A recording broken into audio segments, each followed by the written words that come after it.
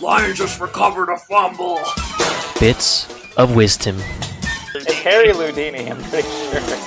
That's when it kind of becomes Home Improvement After Dark. I guess that leaves us at the question of the week.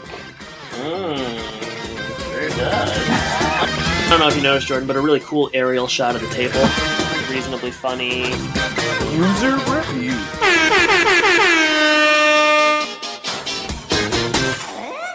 Does everybody know what time it is? Home and podcast time. That's right. Binford Tools is proud to present a Home Improvement podcast. My name is Adam. You all know my co-host, Jordan, the Northern Pike Lions. Why did you pick a pike, man? It's my favorite kind of fish. So is it? Why is it your favorite? Delicious? You like the length? I've caught so many Northern Pike in my time. It would spin your head. Yeah, I got some. Well, we'll get in the episode, but I have some pike takes? Hot ice fishing takes, which is maybe seemingly a bit paradoxical, but I find that Home Improvement doesn't really know a lot about ice fishing, or at least, how regular people ice fish. So we'll get into that later on, Jordan. That'll be a segment called Adam's Shanty Talk. Adam's Shanty Talk. It's like the only thing we've ever covered on the show where I feel I know more about the activity than maybe the writers or the show itself does. But Jordan, how are you this morning? I'm doing all right. How are you doing, man? Not feeling as good as I would like to be, but you said that maybe you were feeling similarly ill, so this should be a good episode. We're both on antibiotics right now, right? Or maybe you're dreaming of antibiotics and I'm on antibiotics. I don't know. I don't take medicine. I'm natural, so all natural, baby. So that's why I'm sick. 10 months out of the year. Well, the ups with the downs. Yeah. You know what else was actually kind of a sick revelation? That was not the Hulu thing, right? Oh no, the Hulu thing. That's actually what I'm talking about. So we didn't somehow this slipped past us, our show. I had no idea. Anyone I know, but we a listener, and I'm forgetting the name, reached out on Twitter. That's always good. Well, we'll thank her at the end. Maybe I'll find it. Reached out on Twitter and informed us that Home Improvement is now on Hulu. I guess they got a whole bunch of 90s shows. They seemingly feel that Full House is the focal point, which, what a mistake. Who likes Full House? Get real. I guess it's because they have all the reboots on Netflix, and maybe it's like reaching a new generation. But Home Improvement is on Hulu. Jordan, we've been talking about this since we started the show. We've always said that if Home Improvement got on Netflix or a streaming service, that our numbers would really skyrocket. Hasn't happened yet, but maybe it's going to take more time. And we should say, this is Megan on Twitter, or at smburgess8. Thank you, Megan. I would just say I watched I have Hulu. I'm 100% certain that you don't, because you would view that as being just unnecessary expense, but maybe now that it has Home Improvement, you'll change your mind.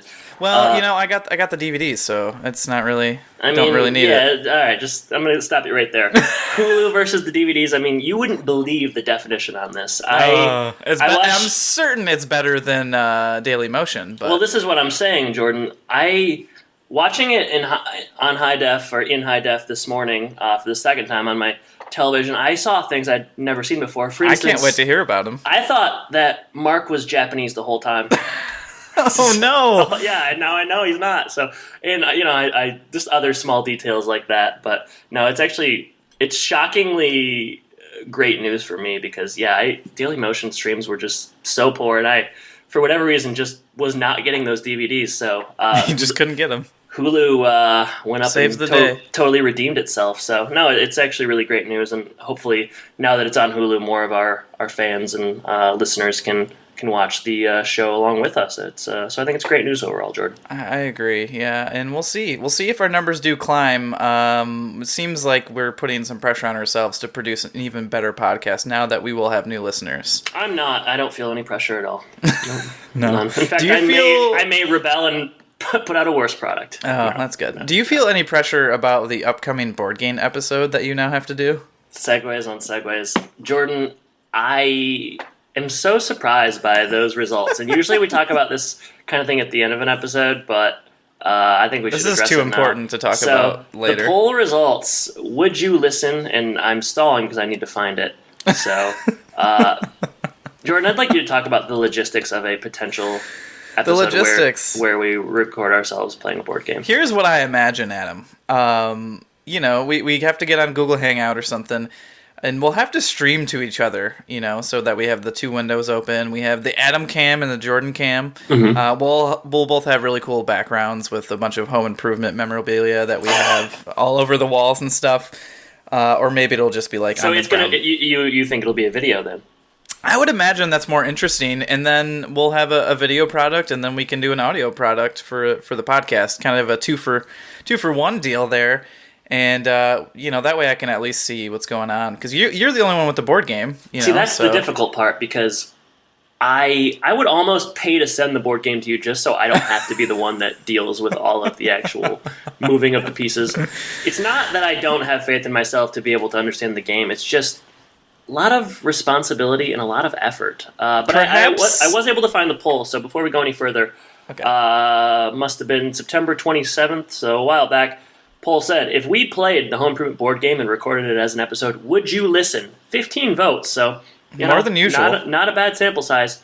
80% said yes, 20% said no. I can say for a fact that I was one of those no votes. Hey, you said you were going to vote me, man. What the heck?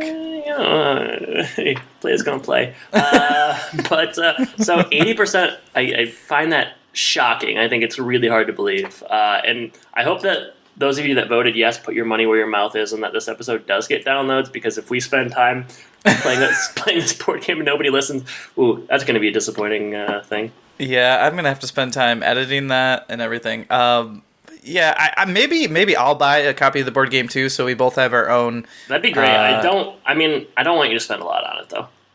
No. Well, I'll see what I can find. I'm sure you can find online for like $4. I'll go to Goodwill. Maybe lightning will strike twice. Yeah, statistically that happens a lot. That can happen. All right, so when do you? Maybe we'll do this over December or something when I have some time. Yeah, off. I think this isn't going to be an immediate thing. Yeah. We've got the giveaway going on right now and regular recordings, and then into the holiday season. So I would expect this, early 2017. So early, something to get excited. Early 2017. So you I expect to go back in time. Wow, early 2018 is what I meant. We're building a time machine. That will also take some time, so you might want to delay when this episode comes out. It's a little bit. All right, so in the future, you have that to look forward to. And we are going to be doing a Christmas movie. And I'm going to put out a poll in about a month or so. I think we have a couple of decent options here. But maybe I'm putting the cart before the horse. So I'll talk about that in a few episodes from now in terms of our options. And I think we'll let the fans decide. So, and I have not told Jordan my intentions on this, so this would be news to you as well. All right, so what do we cover this week? Things from me. Why not? It's just the way we do things here on Home Podcast. Yeah. What are we covering this week? All right. So we are going to be covering episode 64, Real Men. And before we get into that, we do have an episode sponsor this week, so I want to give them a shout out here. So this episode is sponsored by the folks at That's So 90s podcast. Their tagline is, the That's So 90s podcast, scratching that nostalgia itch so you don't have to. So to give those guys a listen, they are awesome. And they're going to cover awesome 90s topics just like we do, but obviously more than just home improvement.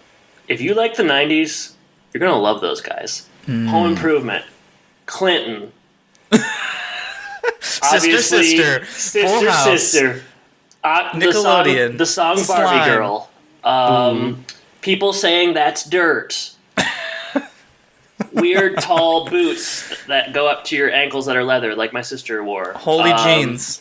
Jeans with holes. British Knights, maybe. Nirvana? Nirvana. Boys to Men, Britney Spears. And so on and so forth. So if you like any of, even one of those things that I just said, you better listen to those guys, because they're That's So 90s podcast. Give them a listen. They will cover it. So. All right. Enough about them. Back to us. Yeah, thanks for sponsoring. So this one's written by Ron Bloomberg. This is his first and only home improvement episode. And he's also known for One Day at a Time, a series called 227, which this one is what interests me. It stars Jackie Harry, which is the mom from Sister. I know 227. Oh, you do? I did not. I was not aware of that one. It's an 80s show, right? Mm-hmm. Yeah. You tuned into that? You liked that? You liked Martin? What else did you watch? I've never watched 227, but I am familiar with it, yeah. All right. Take place in an apartment. Another sister reference on the Home and Podcast.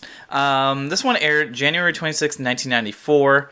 Plot keywords, 2 interesting ones. Maybe not interesting. I'm not sure. One's not interesting. It's just obvious. Ice fishing. Mm-hmm. And then the other one is waxing. Body waxing specifically. See, that's interesting because I see 10 keywords here. Are you just? Yeah, I picked out the 2 that I thought were interesting. Okay. So, all right. I guess I don't need you to click on either one of those. No, let's not do it. Yeah. All right. Instead, let's talk about our alternative titles. Yeah, Jordan, I got some alternative titles. I have 4. Mr. 4. You know what? I came up with 4 this time just for you. You've kind of felt pressure, I think, by my consistent ability to come up with 4. By you and by fans. Just wanting more and more of Jordan's alternative titles. Yeah, this is titles. everybody's favorite segment, so. All right, so the title of the episode is Real Men. That's REEL. Obviously hitting on some sort of a fishing pun. Are you sure? My first one, yeah, I don't know, maybe it's something different. Mine are not good. All right. So first one for me. The Al Man fisheth. Okay. I don't know why, well, yeah, no, it's fine. The Iceman cometh. The Al Man fisheth. He refers to himself as the Al Man. You know, I tried to come up with some ice thing forever, and I could not think of one, so that's already better than mine. Thank you. I'm going to start with Eileen's Cheesy Love Fondue. Jeez. I think you're getting worse at this. All right. Second one. You're as cold as ice fishing. I thought of that one too, but I didn't put it in there. Oh. In which Tim is a dumb bass. In which Tim is a dumb bass. Yeah, all right. A little raunchy. Trying to keep our family rating here. Wait, actually, no. I was going to say I have 5. All right. This is my worst one. Well, I'm not a fish. Say that again? Well, I'm not a fish. What's that from? It's a line Al has in the episode. It's terrible. No wonder I don't like it. Yeah, it's so bad. It's the worst line in the episode. All right. This is maybe... Well, no. Cheesy Fondue is pretty bad. But this one is not great either. All right. So, Real Feels. Okay. That's kind of up your alley. It's only kind of up my alley. All right, my last one. Like the Tim once said, ain't that a hole in the ice? I don't know. Every time you sing it, it's better. Yeah, you have to. Otherwise, people won't get that it's a parody. All right, my you got final one more? one. The Tim Man Gets a Heart. I think these are collectively the worst ones we've ever had.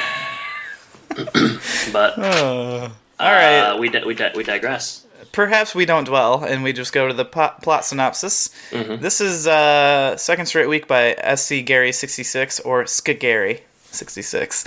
Al invites Tim to go ice fishing with him, but Tim is only interested in bringing his TV and tools along rather than passing the time in conversation.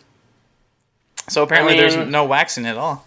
Yeah, he's really skipping half the episode, but that was probably the worst part of the episode, so I don't blame Skigary for that omission. I like Skigary. I like it a lot. Skigary might be our third co-host. It might be, with Dracula. Ooh, yikes, don't tell him. All right, you want to start? Opening on Tool Time here.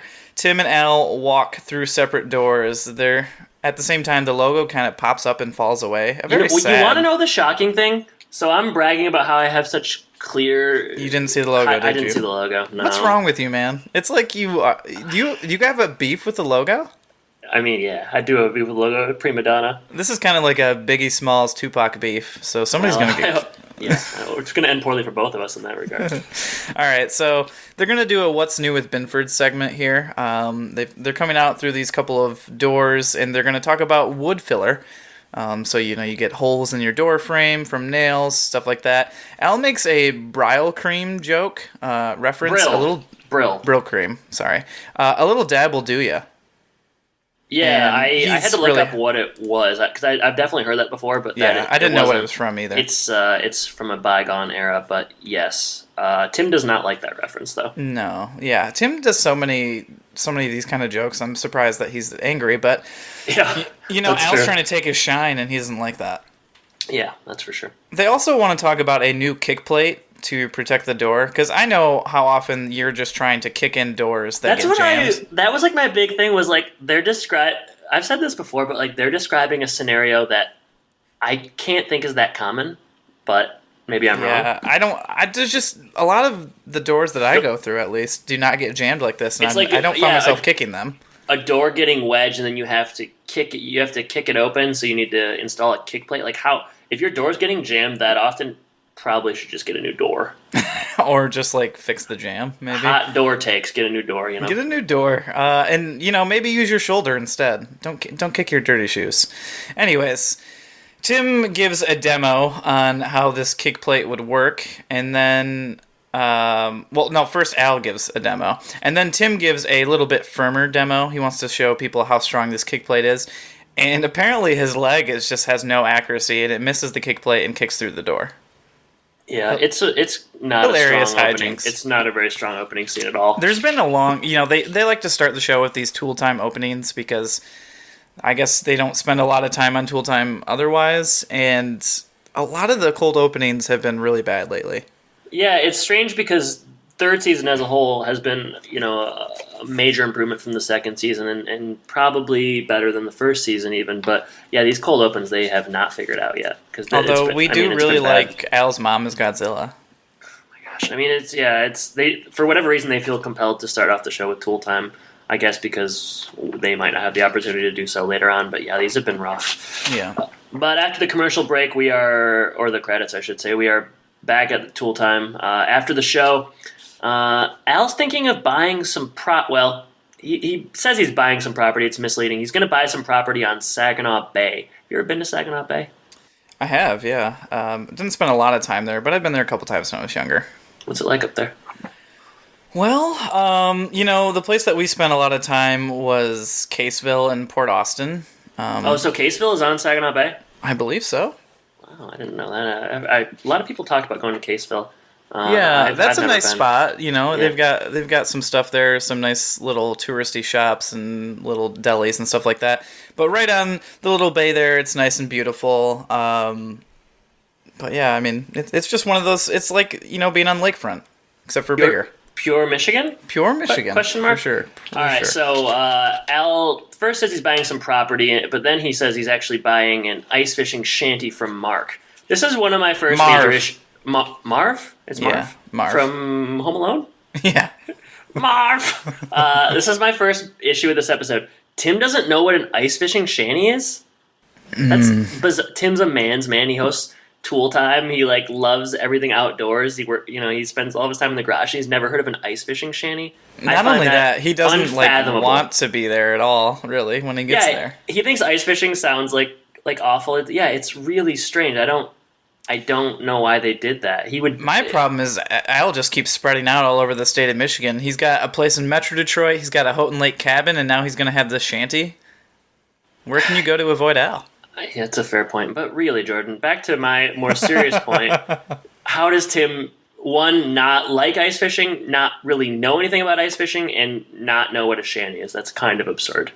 Well, and at the same time, Al wants his advice. He comes to him for advice in this. So if he doesn't know anything, why are you asking Tim for advice? But Tim's kind of a prima donna in this one, a lot like the logo is on the reg. He doesn't really want to go ice fishing with Al, but Al reminds him that Jill invited the gals over for just one of those girls' weekends. Musicals and waxing and chatting about their guys. Yeah, they're gonna talk about their guys. So Tim quickly changes his tune and he reluctantly says that he will go, but Al wants to pick him up at 5 a.m. and Tim says, "I don't think so." And he still does. All right, so we move on at home.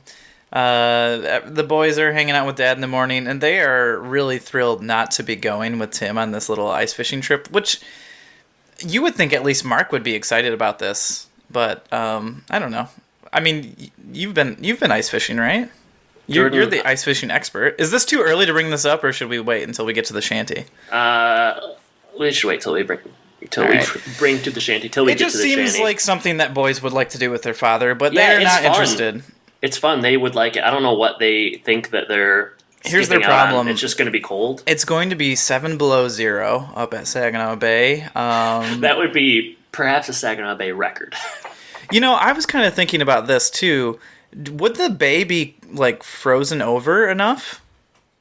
That's an interesting question because it is. What lake is that a part of? Lake Huron. Does Lake Michigan freeze over? I don't think so. Yeah.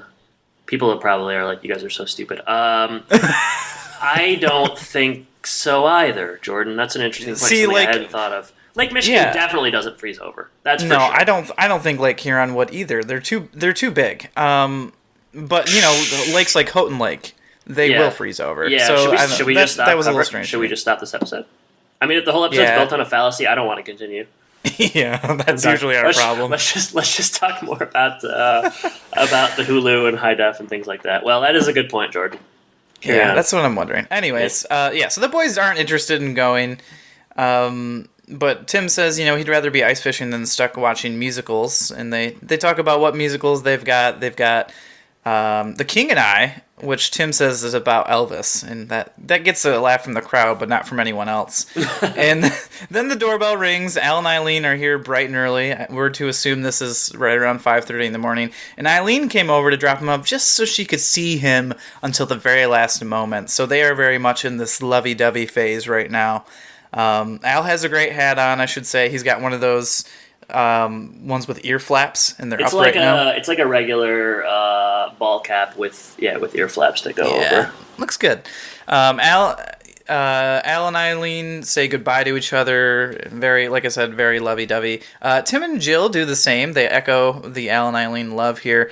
The boys are less enthusiastic when Tim tries to get a group hug going, but he does convince them by saying, it's either a group hug or I hug you individually. And with that, we're whisked away. Tim and Al are going to go to the shanty, and the women are going to come over and do the waxing, and the boys are left to do who knows what, because we won't see them anymore.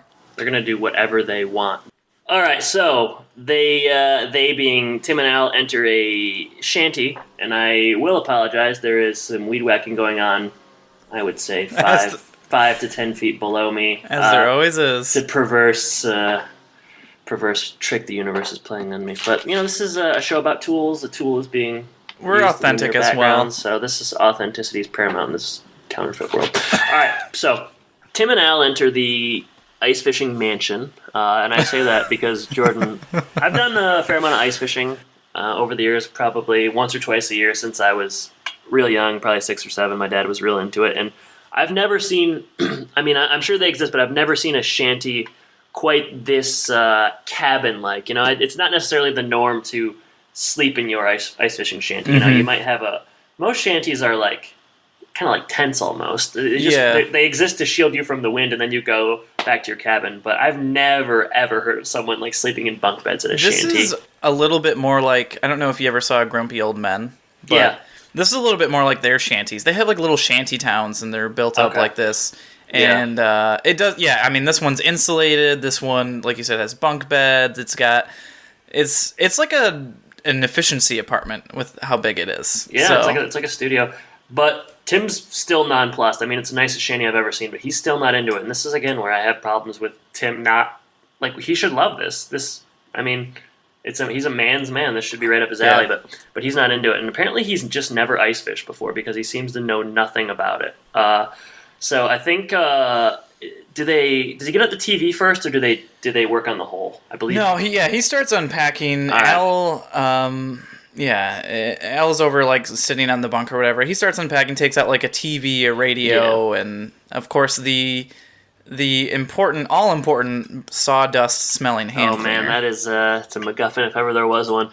The personal TV, I wanted one of those so bad when I was little. My mom had one in our kitchen. Growing up, it was black and white, and got 3 or 4 channels. But yeah, I was before I had a TV in my room, I was obsessed with having one of those little TVs, or even the handheld things that people used to take to sporting events or whatever, and then watch the game on the TV while they're at the game.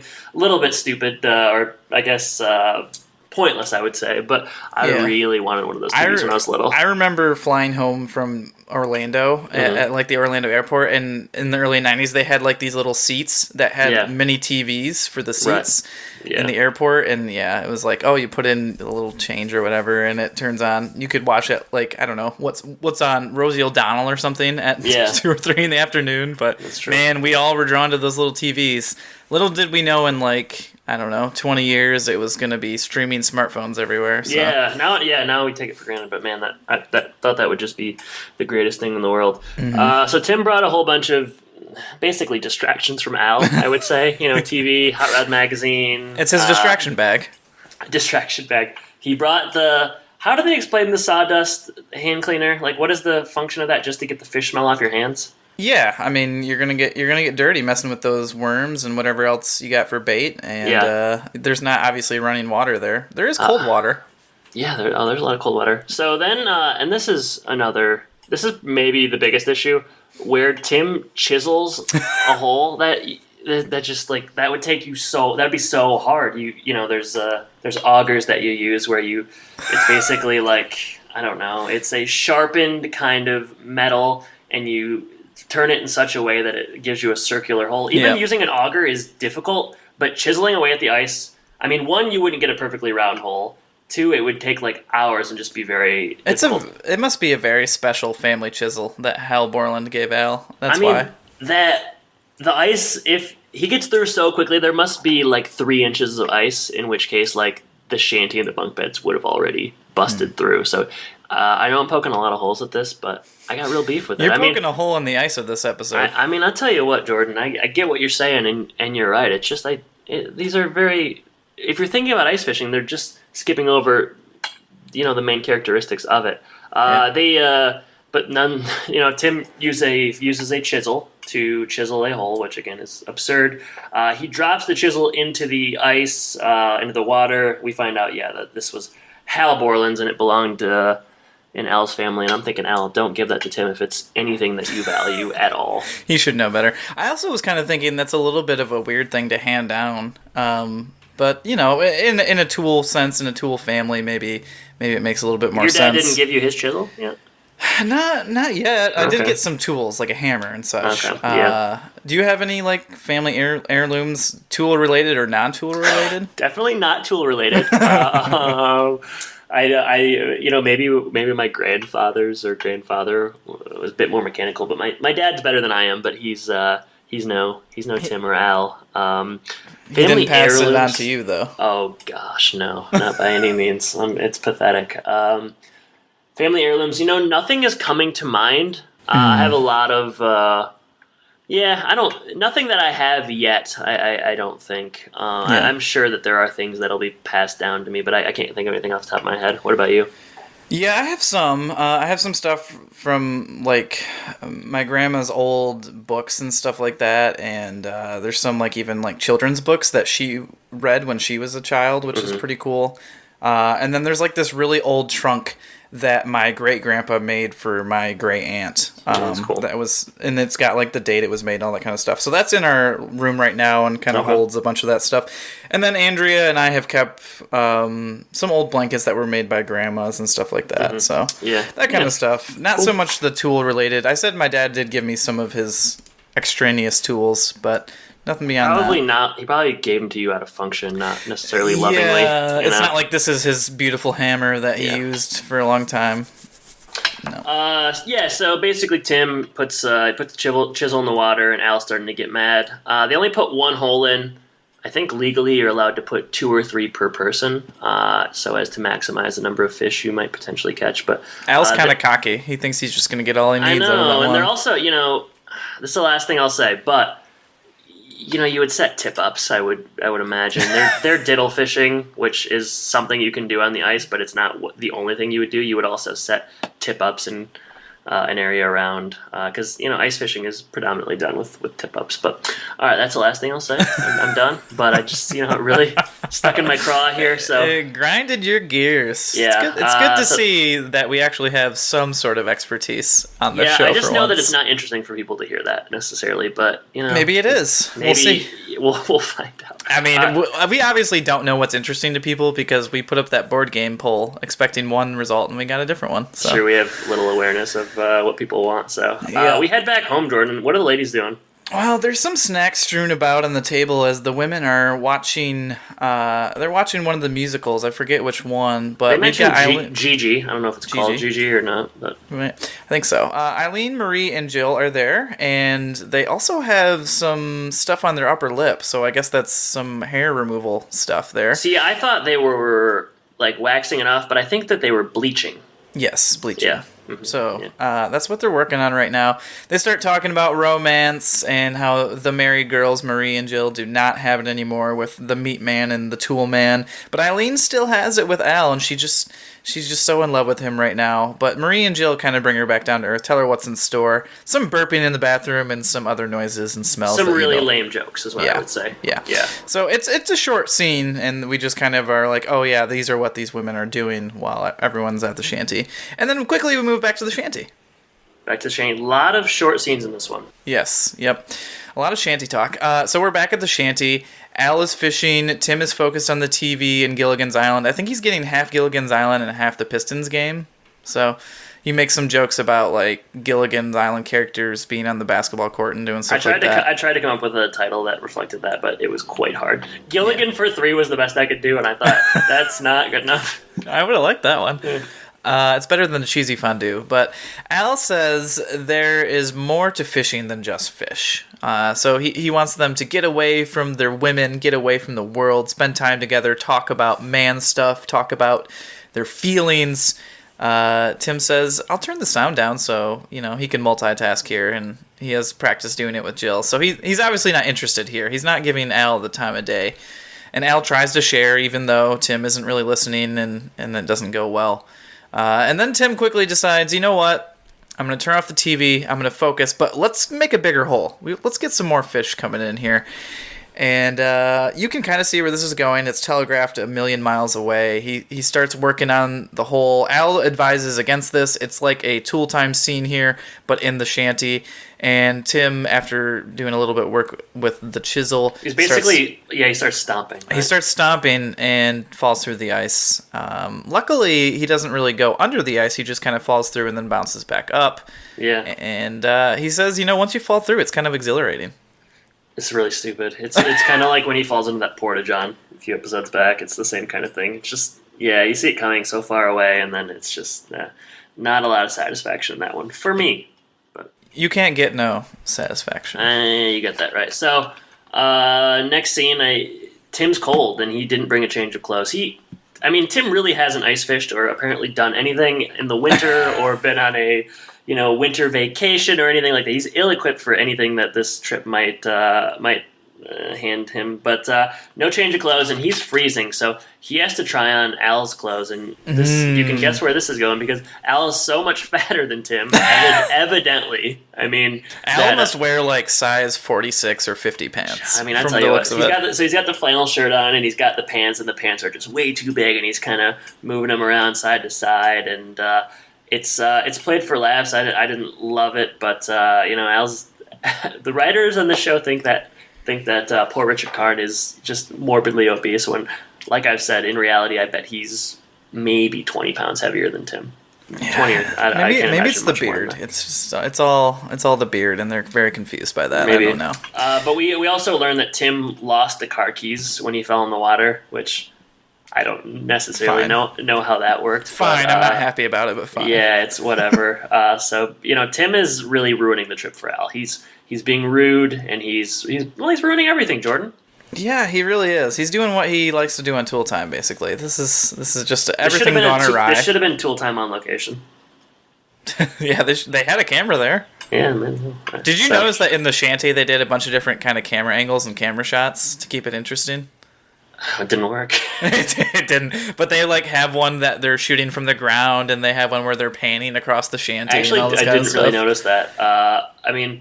I guess you got to assume that the back of the shanty, just there is no back, so that they're just kind of basically built 3 walls. But yeah, we'll talk about what we liked or disliked about this episode at the end. So let's just get through it. We cut back home. dem girls are waxing dem legs. It's just a lot of like cliche women hanging out talking about men and so on, those kind of bits. Marie is about to dip her bread in the hot wax, which is disgusting. And really, foreshadowing. Really grosses me out, yeah, and foreshadowing. They talk about who they would want to have on a desert island if they could choose one man. And I don't remember... Here, I'll tell you what happened. Okay, all right, yeah. Eileen says Al initially, but then Pierre Fouchard, who is the father of modern dentistry. Yeah. I Googled him. He's a pretty good-looking dude, and he has a nice barrister's wig on, so I guess I see where she's coming from. All right, so maybe you'd choose him as well? Yeah, I don't see why not. Marie is more of a buns girl, though. And that's why she chose the meat man. And then Jill likes humor, so she goes with Harpo Marx, a silent actor, I believe. Yeah, so. I guess because he's funny but also doesn't talk. Adam, have you waxed your legs? What are you? Lucky for you, I've got a story. All right, have I waxed? No, I don't. I'm not especially hairy man. No. Well, I am a little hobbit for people who don't know. So, I have been tricked twice into doing two different types of hair removal on my back. Kind of a Hitch-esque sort of thing. So one was like... Hitch was really popular when we were in high school, and there's that scene where he gets his hair removed on his back, and I think that influenced a lot of what you did in 2007, 2008. I went into accounting, I waxed my back, all that kind of stuff. So one time I tried Nair, it did not work very well, and in fact just burned my back. I'm really surprised that you feel compelled to share this. I gotta be honest. Well, you give me a lot of hard time about some stuff I won't share, so I figured I'll let people in this time. That's true. All right, and then a second time I did do the waxing. Very painful, but effective. Are you that hairy? Is your back so hairy that you need to remove the hair? It sounds like. Well, I mean, I don't do it now. Post a picture. I'm just kidding. We're not doing that. I'm a hairy man. I was there when you nared your back. I was there when you nared your back. I was there when you nared your back, and that's how intimate our relationship is. I've spent, I've had less entertaining weeknights. I'll say that much, but it was compelling. It was compelling to be there, be a fly on the wall as you removed. You weren't there for the waxing though, were you? No, I wasn't privy to that. That was for real intimate friends. That was for a lady. All right, so I would not do it again. Let's just say that. I mean, I feel like anytime I've ever seen it I've only ever seen it on TV and movies, and it looks horrible. I mean, I always think of 40-year-old virgin. It just looks awful. You know what? It's maybe not as bad as they make it out to be, but it definitely stings. Well, you're tough though. I am. I'm tough. All right, back to the show. I mean, back to the shanty. We should start Waxcast. Just tales of waxing gone wrong. I think that's one. We've got one, and that's it. One episode. All right, so this is kind of funny. I guess if I'm isolating one part of the episode that I liked, it was sure. Wilson shows up at the ice shanty.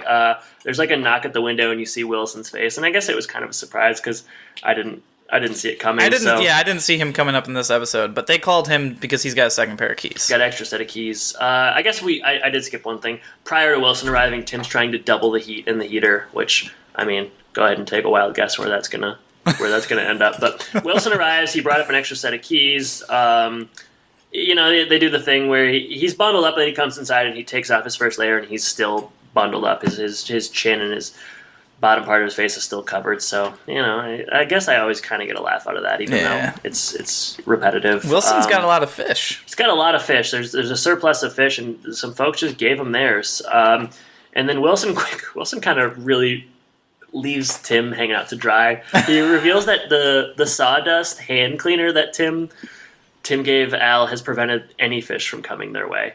Ooh. I can't imagine that having been the case, but I don't know. That is one thing I don't feel confident weighing in on. I guess I just don't know, but that seems pretty crazy. My father-in-law told me that my singing would scare away the fish. So if my singing can scare away... That sounds like a real father-in-law thing to say. Basically, I think it was scaring him, and he just didn't want to hear it anymore, so he said that. That's not what he said, man. Hey, Jordan, quit singing. The fish aren't fucking come. So, Tim really has screwed the pooch here all the way around for Al. The fish aren't coming because of him. He was rude. He fell through the ice. Yada, yada, yada. There's still going to be one other thing that happens, but Al is miffed, and he's ready to bounce, so he leaves to pack the car, leaving Wilson and Tim, and that leaves us with our first and only clip of this episode, so let's go ahead and play it. Play that clip, yo. Trouble on the ice, Tim? Yeah, the Huskies misbehaving. Well, that's too bad. Trip like this ought to be a good opportunity for men to spend some time together. Talk, share some laughs. That's all you want to do is talk. Oh, what'd you talk about? I don't know, I wasn't listening to him. Well, it doesn't sound like you're being very receptive. What kind of guy wants to be outdoors and listen to another man talk about what's bugging him? Like you and I do in the backyard? Yeah.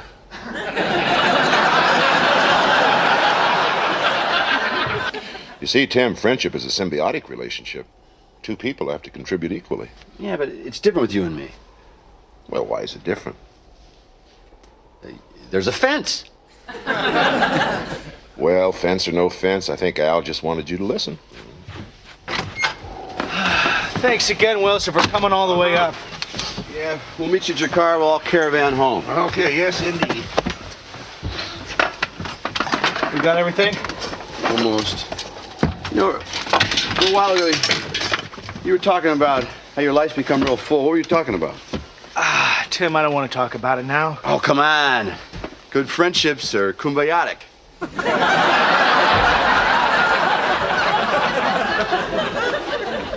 You want to sing camp songs? I was just wondering, how long have you been dating Eileen now? It's got to be 5 months, right? Well, actually, it's 4 months and 13 days. And yeah, actually, well, with you and Jill, how long was it before you realized she was the one? When she told me. You turned off the heater, right? What do you think I am, an idiot?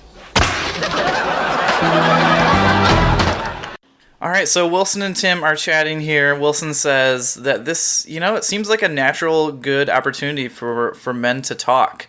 And he quickly shows Tim that he's pretty selfish because Tim says, why would men want to sit around and talk about their feelings when Wilson says, yeah, kind of like me and you do at the fence all the time. And so Tim has a reality check here, but he tries to say it's different, and that's pretty much it. But Al does return when Wilson leaves pretty quickly here, and we get kind of a reconciliation. Tim attempts to open up to Al. He says good friends are kumbaya-tic, and he asks questions about Eileen, talking about how they've been dating for 5 months, and it's basically establishing that Al wants to propose to Eileen. Yeah. I don't know if that's going to happen this season or not, but that's Al definitely where we're headed. How do you know? How do you know? How did I know if you Ooh, give me some Whitney Houston, baby. So, we assume that on the, I guess hour and a half, 2 hour ride home, there's going to be some conversation having that Al wanted to have in the shanty. So at least there's some conclusion there. But as they leave the shanty, Al wonders, did you turn off the heater? And Tim says, of course I did, you idiot. I like how you said heater. Heater. Like karate. Heater. He says yes, but we see it catch fire. Thing burns down. Tim, this is Tim at his absolute worst. It's really, really It bad. couldn't have gone any worse. Final scene. Tim arrives home, and he regales Jill of his weekend. She sees that he's wearing Al's clothes, and he tries to perhaps be a little bit cagey and hide some things, but she finds out they didn't catch any fish, and he burned down the shanty, and things really didn't go well. But he does reveal that they had a long talk on the drive home, and I guess we learn the origins of the flannel, and it's because what? Because when he was young, his grandfather was? Well, I think it was his dad was working out at the shed or whatever, and he would go out and help, but he got cold, so his dad would wrap him up in a flannel shirt to keep him warm. Yeah, and he says Tim said it's a nice story, and basically all is well between Tim and Al, seemingly.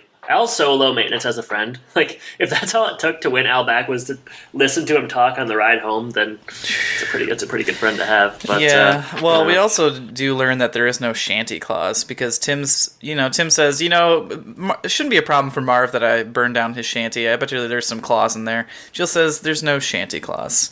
So that's I'm surprised there wasn't IMD trivia that was like, this episode's mentioned shanty clause. Tim Allen would star in Santa Claus 6 months later. How ironic. Final joke here. Tim eats the leg wax. Dips it in the fondue just like Marie almost did earlier. He dips the bread in the wax, yeah. And we roll credits, fade to black. Real men. Jordan, was it real good? It was real bad. Yeah, I really... this is one where I like the idea, but it was executed very, very poorly. Poor. Yeah, this maybe is why we don't ever see Ron Bloomberg again. It goes back to Days of Our Lives or whatever. This doesn't feel Days of Our Lives. One day at a time. One day. Well, what's the difference ultimately? I mean, don't write me any letters, but it's all the same. P.O. Box. All right, what are your highs and lows? Let's get through this. All right, highs. I did like the Wilson scene, trying to talk some sense into Tim and showing him how selfish he was. That was, advice that is spot on, which sometimes doesn't happen with Wilson.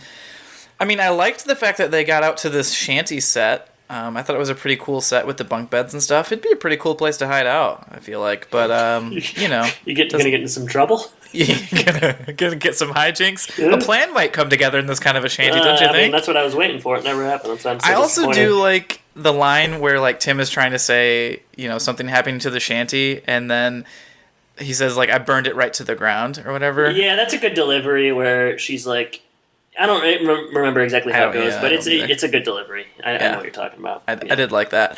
Lows, Tim is a dummy 100% the whole time. He does everything that he usually does, and he does it poorly. A lot of telegraph stuff, the falling through the ice, the burning down of the shanty.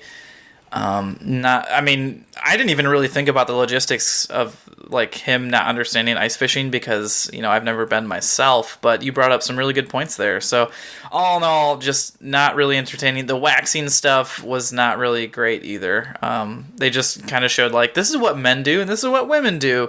And it didn't really work for me. So also, what are the boys doing? Where are the boys?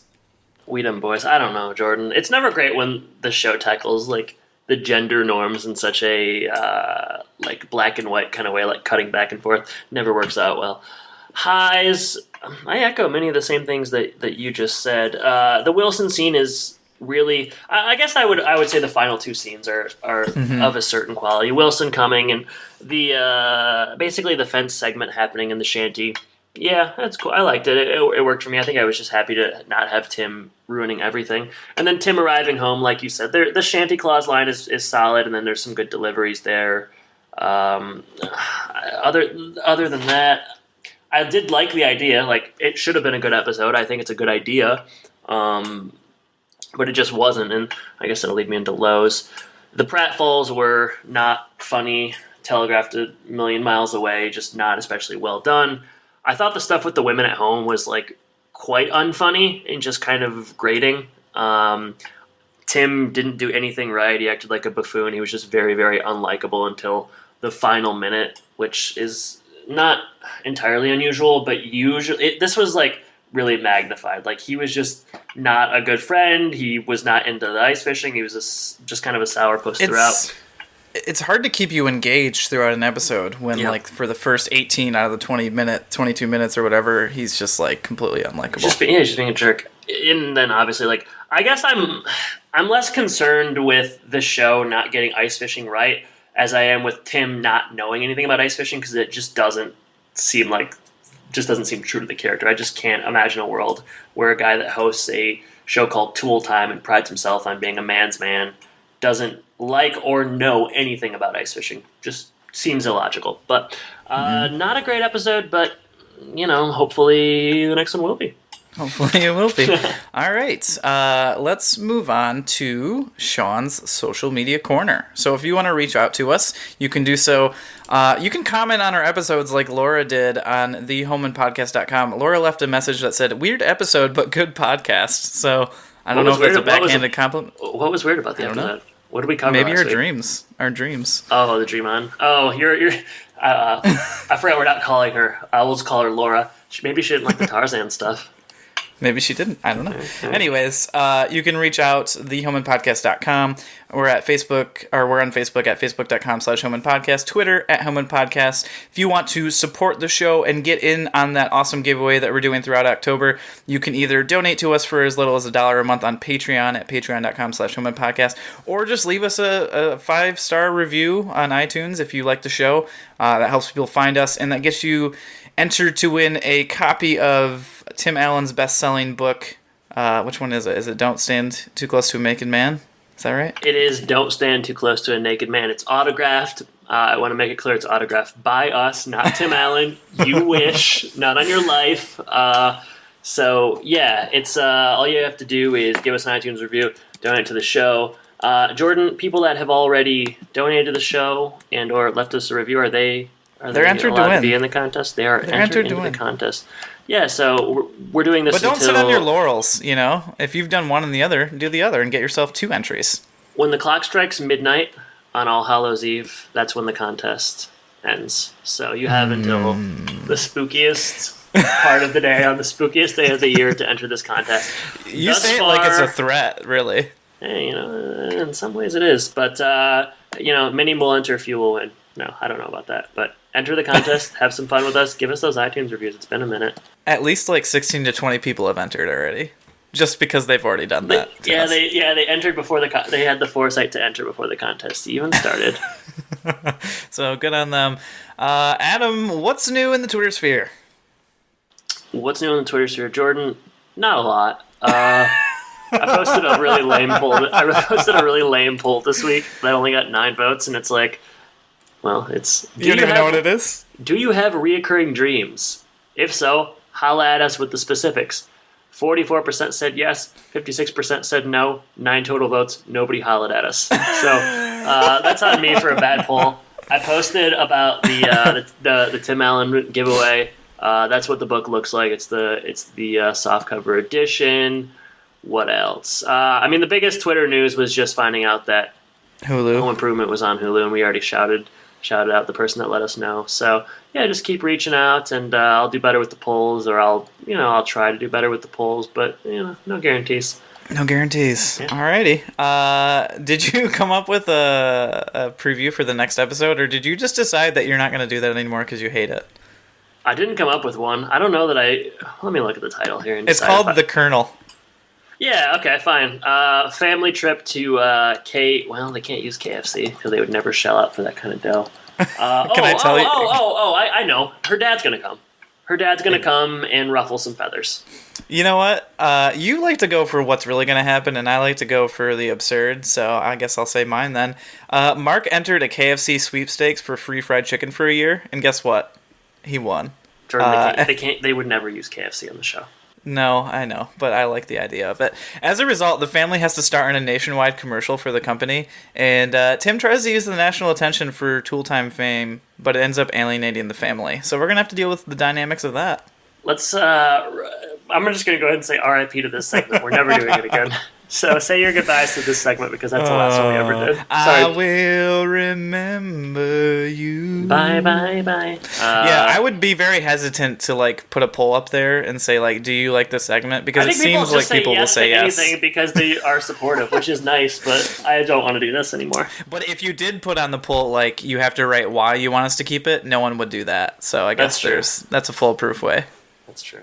And thank you to our sponsor for this episode, That's So 90s Podcast. They cover everything from, the 90s. That's really awesome. Everything from Blank Check to Jurassic Park. And you can find them at soundcloud.com, That's So 90s. Their Twitter handle is at That's So 90s Pod. All right, Jordan, you got a question for me? I got a question for you. All right, so earlier in the episode, the women play the desert island game of which person would you want to be stuck in a desert island with. We're not going to play the person version of that. We're going to play the literary version of that. So you can take one book with you on a desert island to read for the rest of time. Adam, what is it? It would have to be long It would have to be complex. And I would like there to be... The dictionary. No, I would take no pleasure in that. All right, I have a couple of thoughts. Well, do you have an answer? You should be going since you came up with it. Yeah, I guess I can go first. Okay, go ahead. I did think the same thing as you. I would like it to be long. I would like it to be complex. I would like it to be something that obviously I already like. Can you not say the Bible, though? If it is I wasn't going to say that. All right. I was actually going to say the 7th book, because I wasn't going to pick any series. It has to be one book. Okay. So I was going to say the 7th Harry Potter book, because wraps everything up. It's got a lot of different stuff that's like, if you read it 2 or 3 times, there's different stuff going on. I very much enjoyed the series, but I've only read it once, so it's still, it's not something that I've already overly read. So that's what I picked. All right, I have two immediate thoughts. I'm sure if I put more time into it, I would come up with more. But off the top of my head, I would say like a Shakespeare complete works compilation. I think you can't do that. You got to pick one thing. It's a book. I'm looking at it right now. I have a Shakespeare book. Well, I'm sure at some point they're going to put all those together, just like they did Narnia. So I guess I can pick that future book then. Yeah, sure. I mean, that's not a cheat. That's not a cheat though. Like, it's all like there are millions of like Shakespeare compilation texts out there. So fine. If you don't like that, let's not get down to the nitty gritty. Let's just go ahead. If I have another answer, it would be Stephen King's Night Shift, which is a compilate, like one of his first short story releases that has like, I think it has, it might have like 16 or 17 short stories. Most of them are really good, and I like about 3/4 of them, which is good, and it's his best short story book. So, and maybe you'll come to like the other quarter after reading it over and over again. Yeah, I probably would. And I already either have that, or you'll rip both. out the pages and use them as toilet paper or something. Gross. I'd like to rip out this question and use it as toilet paper. All right, Jordan, we already talked about what we're covering next week, right? We did. Can you remember what it's called? The Colonel. Oh man, that's gonna be a good one. Jeez. It's gonna be a good one. All right, Jordan, it's been a pleasure talking to you. Listeners, thank you for listening. I guess I should say take care. Take care, everybody.